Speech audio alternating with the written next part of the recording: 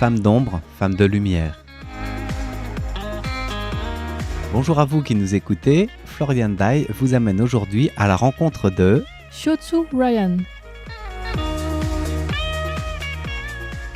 Bonjour et bienvenue dans ce nouvel épisode de Femmes d'ombre, femmes de lumière. Aujourd'hui, nous rencontrons Shiotsu, qui est une joueuse de clavecin. Originaire de Miaoli, dans le centre-ouest de Taïwan, elle vient d'une famille de musiciens et elle a été étudier le piano aux États-Unis. Et c'est à cet endroit-là que sa route a croisé le clavecin pour la première fois. J'ai étudié le piano à New York, j'ai toujours aimé la musique et c'est ma professeure de piano qui m'a dit qu'il y avait un clavecin à l'université et qui m'a demandé si ça m'intéressait. Je n'en avais jamais vu et j'ai bien sûr accepté et j'ai pris quelques leçons. Je suis tombée amoureuse de cet instrument. J'aime beaucoup Bach et le clavecin est vraiment son instrument, donc c'était une manière de mieux connaître Bach. Ensuite, j'ai changé de filière pour faire des études de clavecin. Je suis allée à Paris pour prendre quelques cours, sans avoir le projet de m'installer en France à l'époque. On m'a présenté une professeure de clavecin, Elisabeth Joyer, qui est très bonne pour enseigner la technique du clavecin et en particulier aux pianistes qui passent au clavecin. J'ai ensuite senti que c'était le bon choix pour moi, donc j'ai poursuivi mes études en France avec elle, et puis j'ai passé les auditions du conservatoire.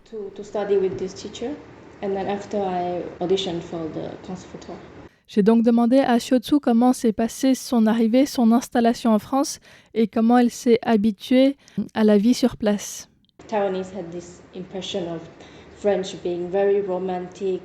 Les Taïwanais ont ce stéréotype que les Français sont très romantiques, mais en rencontrant cette professeure et d'autres musiciens et musiciennes français, je me suis rendu compte que c'est différent de ce que j'imaginais. Ils sont très sérieux sur les détails de la musique. C'est comme un savoir-faire, presque maniaque, mais en positif. J'aime beaucoup cette attitude. Je trouve que pour la musique baroque en particulier, il faut vraiment faire attention à tous les détails de la musique, et c'est ce qui fait que c'est beau. Il faut faire attention aussi à ne pas en faire trop et à ne pas trop exagérer. On fait beaucoup de choses, mais sans le montrer. Ça a l'air très naturel. C'est ce que j'ai appris des musiciens français et c'est pour ça que je suis restée là-bas. Plus largement, ce parcours international a aussi beaucoup apporté à Shiotsu dans son approche de la musique.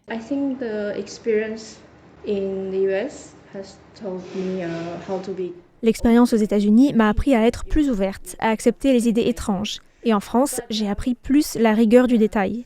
C'est aussi en France qu'il y avait beaucoup de philosophes, de peintres et d'artistes majeurs. Et au XVIIe et au XVIIIe siècle, tous les musiciens essayaient d'imiter cette culture. Je trouve donc que mieux la connaître m'a aidé pour interpréter la musique baroque française, qui est la plus difficile à apprendre selon moi. Sans être sur place, c'est très dur à comprendre, pour la musique française en particulier. Il y a des choses culturelles non écrites qu'il faut savoir lire au-delà de la partition. Ça demande une certaine expérience, d'écouter d'autres musiciens et d'étudier les traités. Même en ce qui concerne les musiques européennes, chaque pays a un peu sa couleur, ses spécificités. Et pour la France, une des choses les plus importantes, c'est que la musique de l'époque baroque est surtout de la musique pour danser.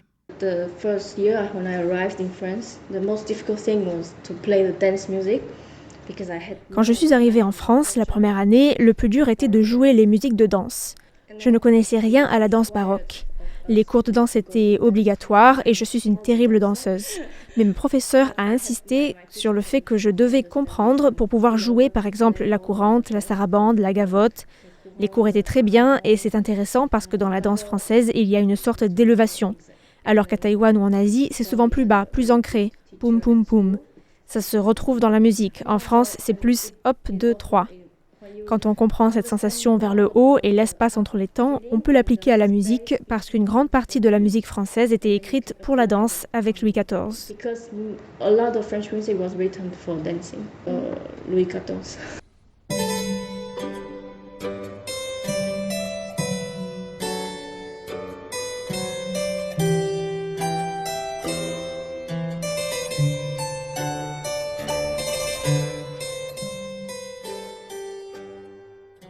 Pendant la pandémie de Covid-19, Shiotsu est revenue s'installer à Taïwan et c'est maintenant ici qu'elle vit et qu'elle travaille, donc elle enseigne et elle donne des concerts, mais ça reste assez difficile parce qu'il y a très peu de gens qui font de la musique ancienne à Taïwan. I think it starts to become Je pense que c'est de plus en plus à la mode. Quand j'ai commencé à jouer du clavecin, je n'avais jamais vu cet instrument à Taïwan. Personne n'en jouait. Maintenant, c'est plus facile d'en voir à Taïwan et j'espère qu'il y aura de plus en plus de monde qui s'intéressera à cette musique. Maintenant, il y a peut-être 4 clavecinistes qui vivent à Taïwan et d'autres Taïwanais qui en jouent mais qui sont à l'étranger. C'est dur de trouver du travail en tant que claveciniste. Pour enseigner, en fait, très peu de gens apprennent le clavecin parce qu'il faut avoir un instrument pour pratiquer. J'ai quelques élèves, les plus sérieux ont leur propre clavecin et ceux qui n'en ont pas ou ne peuvent pas se le payer viennent pratiquer chez moi. Se procurer un clavecin implique non seulement d'en trouver un et de l'acheter, mais aussi de le transporter jusqu'à Taïwan parce que les clavecins ne courent pas les rues en Asie. Shiotsu retourne aussi en Europe chaque année pour jouer, pour retrouver tout l'environnement de la musique ancienne européenne. Et il faut dire aussi qu'il y a de plus en plus de Taïwanais et Taïwanaises qui étudient la musique ancienne en Europe. Elle a par exemple coopéré avec l'ensemble La Petite Bande l'an dernier, un ensemble belge qui a enregistré les concertos de Bach avec Sirisvald Kuyken. L'album enregistré à la suite de ces concerts est sorti juste en mars de cette année. En fait, c'est probablement le dernier projet de Sirisvald Kuyken qui a réalisé tellement d'enregistrements merveilleux depuis les années 60. Il était le premier à jouer du violon baroque et il est une inspiration pour nous tous. Il a fait tous les concertos de Bach et les adaptations. Bach avait arrangé les concertos pour clavecin en concerto pour violon et il les joue lui-même. Sa fille fait aussi une partie des solos. Il a aussi ce concept selon lequel une personne seule joue chaque voix. Par exemple, il n'y a qu'un premier violon et un deuxième violon et ce n'est pas un orchestre entier. Comme le clavecin n'est pas un instrument très fort, si on a un grand orchestre, on n'entend plus vraiment le clavecin. Sirisvald Kuyken est le directeur de l'ensemble La Petite Bande et Shiotsu a joué donc le solo du concerto en fa mineur de Bach. C'est celui-là que vous entendez dans les intermèdes et le continuo dans le concerto en mi majeur pour violon.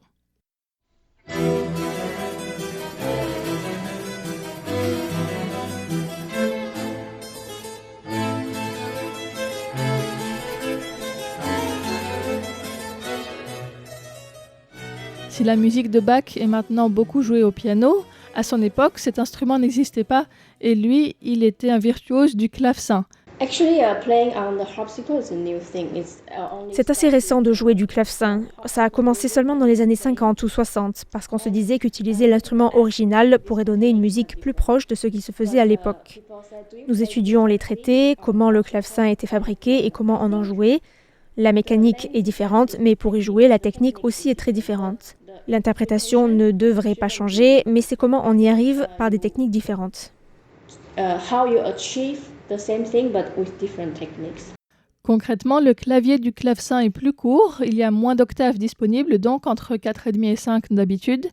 Et le clavecin est un instrument à cordes pincées, donc la touche fonctionne comme un levier. Lorsque le claveciniste appuie sur l'extrémité qui lui fait face, l'autre extrémité se soulève et fait monter ce qui s'appelle un sautreau, qui est muni d'un bec qui va pincer la corde correspondante à cette note.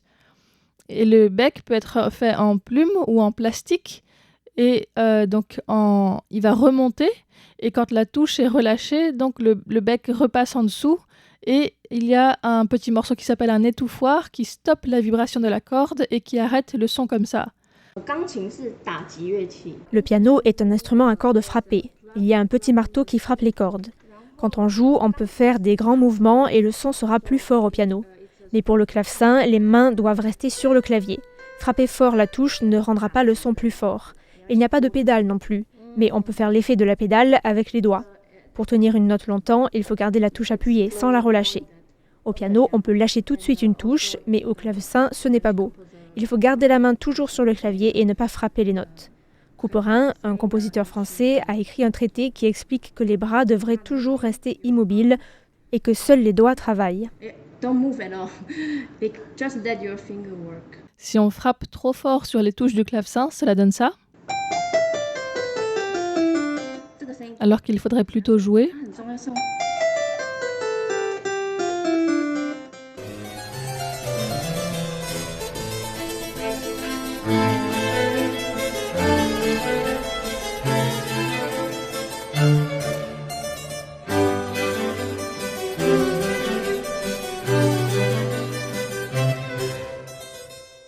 Ce dimanche 10 mai, Shiotsu Ryan va jouer un programme entièrement de Scarlatti qui fait partie du festival de musique ancienne avec l'ensemble The Gleam, organisé donc pour les 400 ans de l'arrivée des Espagnols à Taïwan.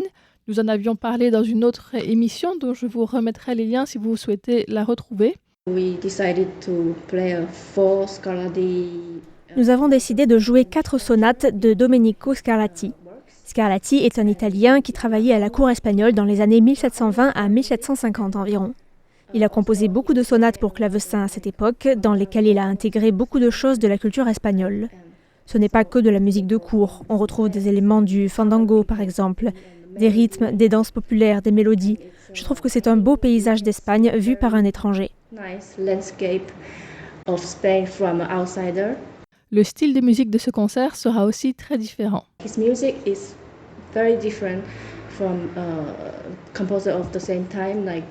Sa musique est très différente de celle de ses contemporains comme Bach ou Handel, qui ont quelque chose de très structuré, alors que Scarlatti est beaucoup plus libre. Comme il était loin des grands centres culturels comme l'Italie et la France, il ne suivait pas toutes les règles. En jouant, c'est intéressant parce qu'il n'y a pas de forme à appliquer. C'est plus libre. Bien sûr, il faut comprendre les harmonies et tout ce qu'il y a derrière, mais il y a des petites libertés possibles. Scarlatti était aussi très fort pour développer des techniques au clavecin, des effets sonores, il était très audacieux et avant-gardiste. Même maintenant, les gens trouvent que ce sont des harmonies étranges. Pour les clavecinistes, c'est techniquement très difficile à jouer. C'est presque une épreuve d'athlétisme. Il y a des sauts, on touche un peu nos limites. C'est spectaculaire à voir, mais ce n'est pas que pour le show. Tous ces mouvements créent une tension dans le corps qui se reflète aussi dans la musique. Et pour conclure, j'ai demandé à Shiotsu quelle est la différence pour elle lorsqu'elle joue en Europe ou à Taïwan et qu'est-ce qu'elle espère transmettre au public ce dimanche.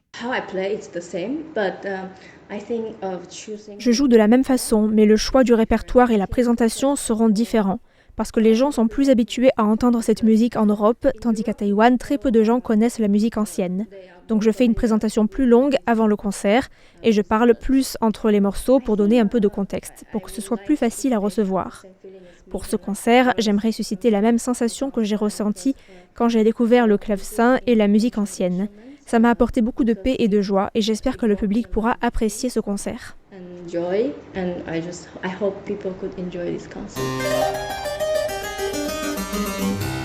Et pour clore cet épisode de Femmes d'ombre, Femmes de lumière, je vous laisse écouter un morceau de Scarlatti joué par Shiotsu Ryan.